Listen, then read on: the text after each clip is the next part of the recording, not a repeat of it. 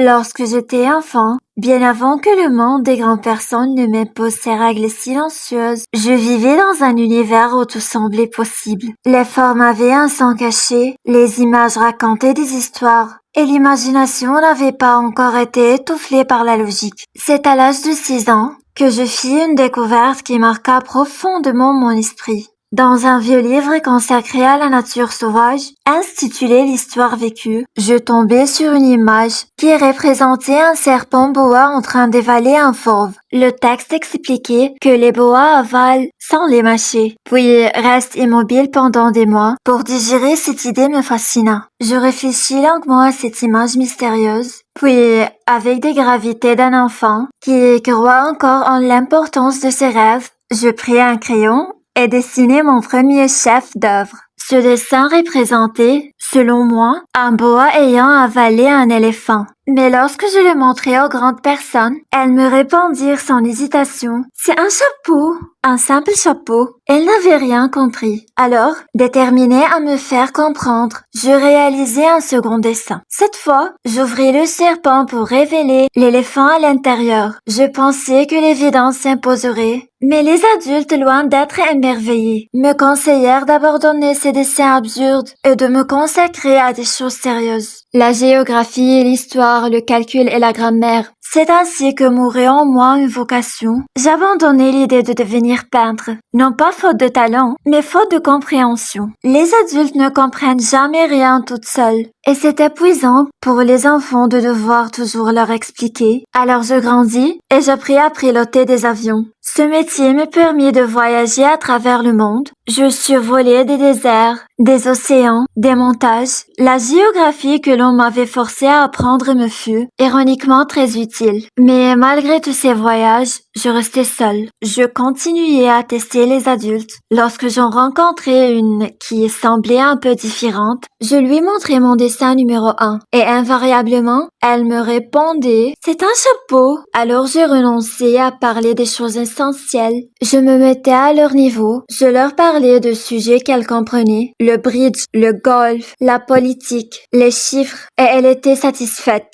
Elle disait: « Voilà, quelqu'un de raisonnable. » Mais moi, je savais que quelque chose manquait, jusqu'au jour où tout bascula. Mon avion tomba en panne dans le désert de Sahara, une panne sérieuse. Le moteur était gravement endommagé et je n'avais avec moi ni mécanicien ni passager. J'étais seule face à une situation critique. Je devais réparer l'avion moi-même et j'avais à peine que quoi survivre une semaine. Le désert était immense, silencieux, presque irréel. Il n'y avait ni arbres, ni maisons, ni traces de vie humaine, seulement du sable à perte de vue. La première nuit, je m'endormis sur le sable froid, sous un ciel rempli d'étoiles. Je me sentais plus isolée qu'un naufragé au milieu de l'océan. Je levai du jour, quelque chose d'extraordinaire se produisit. Une petite voix me réveillait, douce, calme, mais étrangement assurée. Elle disait: « S'il vous plaît, dessine-moi un mouton. » Je me redressai brusquement et regardai autour de moi, et je le vis, un petit garçon. Il était là, debout dans le désert, sans aucune trace de peur, ni de fatigue, ni de désespoir. Il ne semblait pas perdu, il ne semblait pas en danger. Il me regardait avec sérieuse, comme s'il attendait quelque chose de moi. Je lui demandai ce qu'il faisait là, mais il ignora ma question et répéta: « Dessine-moi un mouton. » Face à une demande aussi étrange, dans un lieu aussi improbable, je n'osais pas refuser. Je sortis une feuille et un stylo, mais je me rappelais que je ne savais plus dessiner. Alors je lui dis, mais il répondait simplement: « Ça ne fait rien, dessine-moi un mouton. » Alors, sans conviction, je dessinai mon fameux boa fermé. Il le regarda et dit immédiatement: « Non, je ne veux pas d'un éléphant dans un boa. Le boa est dangereux et l'éléphant prend trop de place. Chez moi, tout est petit. J'ai besoin d'un mouton. » Je fus stupéfait. Il avait compris mon dessin. C'était la première fois qu'une personne le comprenait sans explication. Je dessinai alors un mouton, mais il le refusa trop mal. Je recommençai. Il le refusa encore. Ce n'était pas un mouton, mais un bélier. Je fis un troisième dessin, encore refusé. Le mouton était trop vieux, alors un peu grassé, et pressé de Retourné à mon moteur, je dessinai une simple boîte et je lui dis « Le mouton que tu faisais dedans est là ». Son visage s'illumina, comme si je venais de lui offrir exactement ce qu'il attendait. C'est tout à fait comme ça que je le voulais. C'est à ce moment-là que tout commença vraiment. Peu à peu, j'appris à connaître cet étrange petit prince, car c'est ainsi que je découvris qu'il n'était pas un enfant ordinaire. Il venait d'une autre planète. Une planète si petite qu'on pouvait en faire le tour en quelques pas. Une planète appelée B612. Avec le temps, au fil de conversations longues et parfois silencieuses, j'appris à connaître le petit prince. Mais il ne répondait jamais directement aux questions. Il préférait laisser les choses apparaître doucement, comme si chaque vérité devait être découverte plutôt que donnée. Je compris d'abord que sa planète était minuscule. Elle portait un nom étrange, B612. C'était un astéroïde à peine plus grand qu'une maison. Sur cette planète, tout était réduit à l'essentiel. Il y avait 3 volcans, 2 en activité, qu'il utilisait pour faire chauffer son petit déjeuner, et un volcan éteint. Mais on sait jamais, disait-il. Et puis, il y avait un problème silencieux, mais redoutable, les baobabs. Au début, ce ne sont que de petites graines, invisibles presque, qui dorment sur la surface. Mais si on les laisse pousser, ils deviennent gigantesques et leurs racines peuvent faire éclater toute la planète. Le petit prince m'expliqua cela avec une gravité inattendue. C'est une question de discipline. Quand on a terminé sa toilette du matin, il faut faire soigneusement la toilette de la planète. Il devait arracher les jeunes pousses de baobab avant qu'elles ne deviennent dangereuses. C'est un travail fastidieux mais essentiel.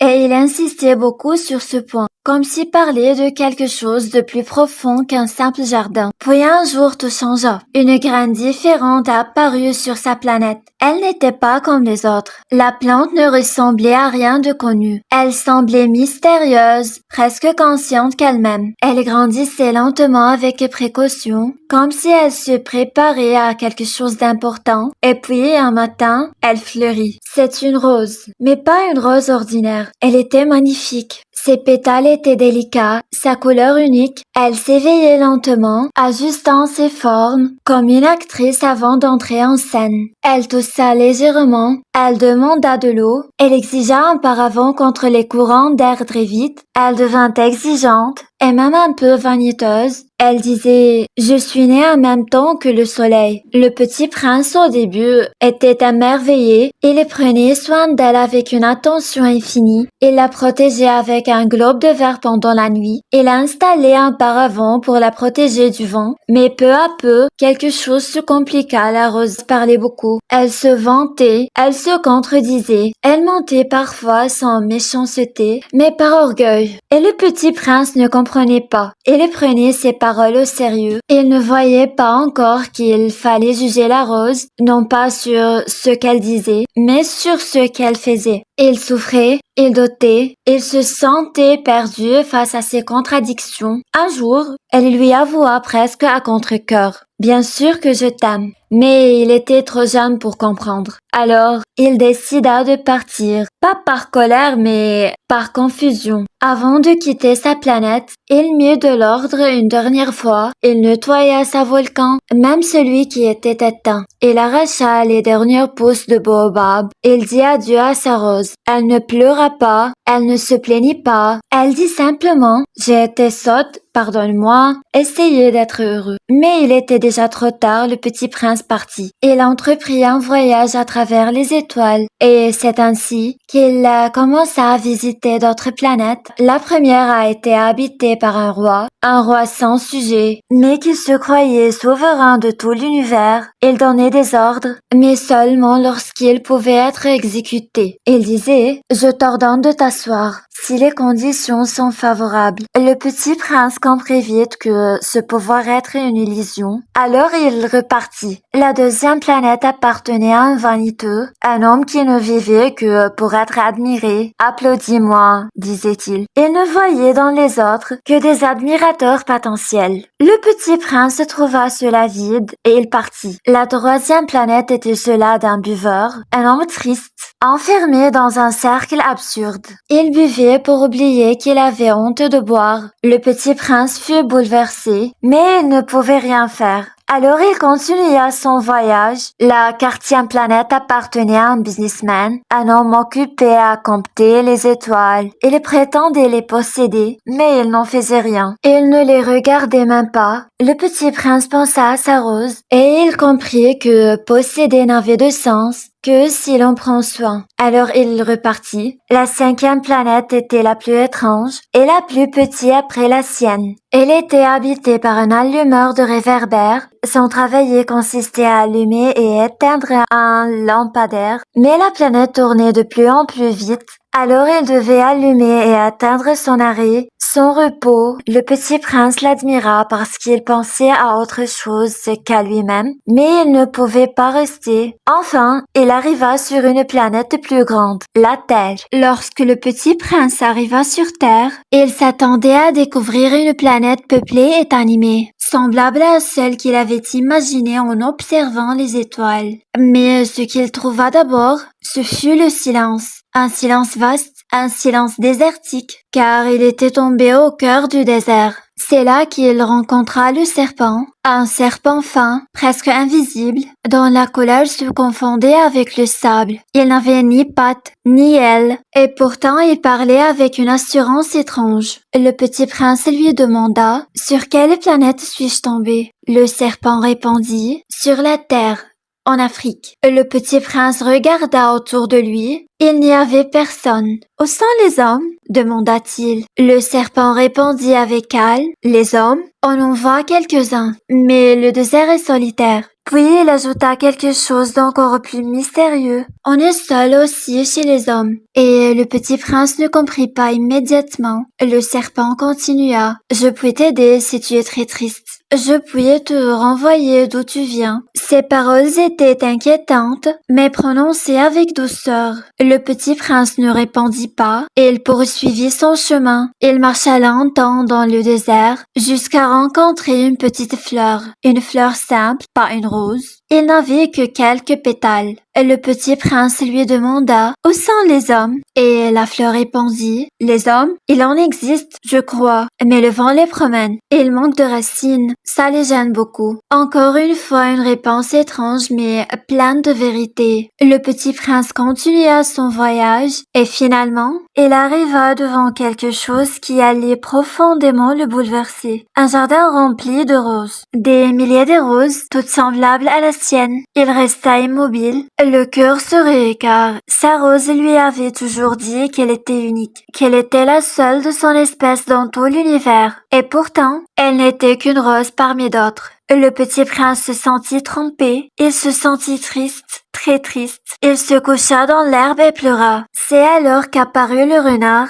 Un renard discret, prudent, qui observait à distance. Le petit prince lui dit « Viens jouer avec moi, je suis tellement triste. » Mais le renard répondit « Je ne peux pas jouer avec toi, je ne suis pas apprivoisé. » Et le petit prince demanda « Qu'est-ce que signifie apprivoiser ?» Et le renard expliqua « C'est une chose trop oubliée, cela signifie créer des liens. » Le petit prince écoutait attentivement et le renard continua « Pour moi, tu n'es encore qu'un petit garçon semblable à 100 000 petits garçons et je n'ai pas besoin de toi et tu n'as pas besoin de moi. Mais si tu m'apprivoises, nous aurons besoin l'un de l'autre. » Alors le petit prince décida de l'apprivoiser, mais cela demandait du temps, de la patience, des rituels. Chaque jour, il s'asseyait un peu plus près, sans parler, juste être là. Le renard expliqua l'importance des habitudes. Si tu viens à 4 heures, dès 3 heures, je commencerai à être heureux. Peu à peu, un lien se créa invisible, mais puissant, et le jour où le petit prince dut partir, le renard pleura. Le petit prince dit « C'est ta faute.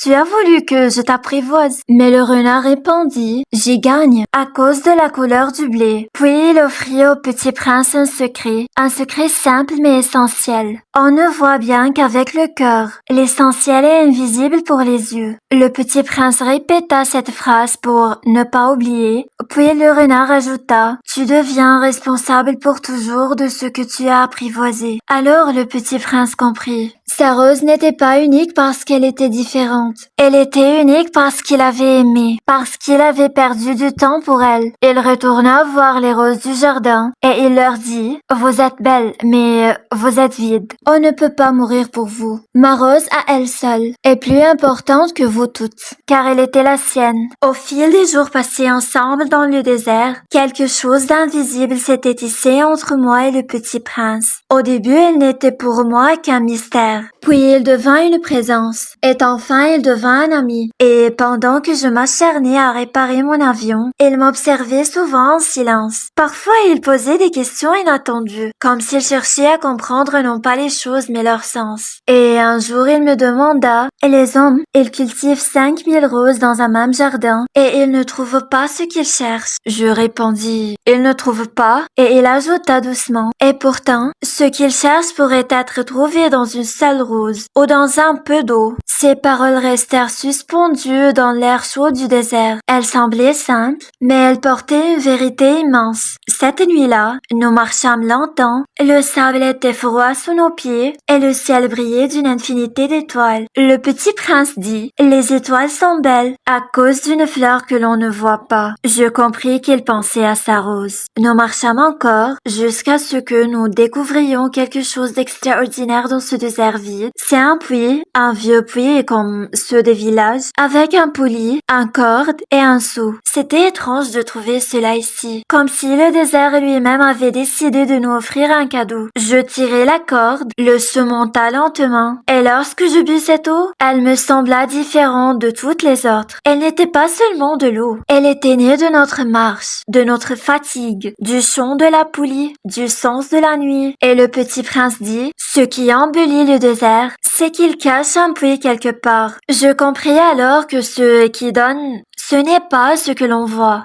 mais ce que l'on ressent, ce que l'on attend, ce que l'on aime. Le lendemain, le petit prince devint plus silencieux, plus pensif, comme s'il portait une décision. Puis il me dit, « Tu sais, demain, cela fera 1 an que je suis arrivé ici. » Et je ne compris pas immédiatement, mais quelque chose en moi se sera. Le soir venu, il me demanda de ne pas venir avec lui, mais je refusai. Alors je le suivis, et c'est là que je vis le serpent, le même serpent qu'il avait rencontré le premier jour. Et il parlait à voix basse. Le petit prince disait, « Tu es sûr? Ce n'est pas trop long? » Je sentis un danger. Je courus vers lui. Le serpent glissa dans le sable et disparut. Je pris le petit prince dans mes bras. Son cœur battait doucement, mais il n'avait pas peur. Il me dit, « J'ai retrouvé l'endroit, mais ce sera comme une vieille écorce. Ce n'est pas grave. » Je ne comprenais pas. Je ne voulais pas comprendre. Et il ajouta, « C'est trop loin. Je ne peux pas emporter ce corps. C'est trop lourd. »